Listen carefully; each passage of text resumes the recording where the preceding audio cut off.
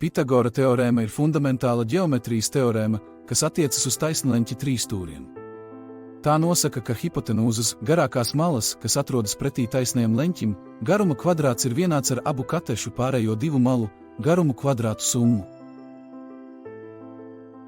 Matemātiski Pitagora teorēmu izsaka šādi: C hipotenūza kvadrātā ir vienāda ar abu katešu A kvadrātā un B kvadrātā summu. Vēlreiz pievērs uzmanību, C ir hipotenūzas garums, A un B ir katešu garumi.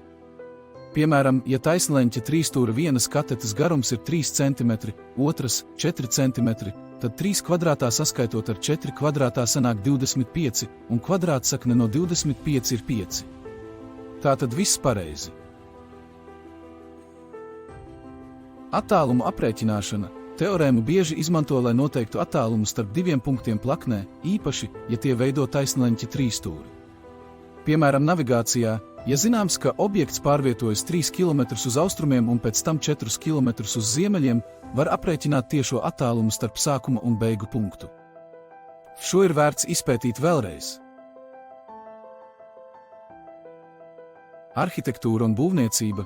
Pitagora teorēma ir būtiska, lai nodrošinātu konstrukciju taisnleņķa precizitāti, piemēram, nosakot diagonālas garuma taisnstūrveida telpās vai pārbaudot, vai stūri ir taisni un viss rit pēc plāna, vai arī jāsāk uztraukties. Pitagora teorēma ir universāls rīks, ko izmanto dažādās zinātnes un inženierijas jomās, lai risinātu problēmas, kas saistītas ar attālumiem, leņķiem un telpiskām attiecībām.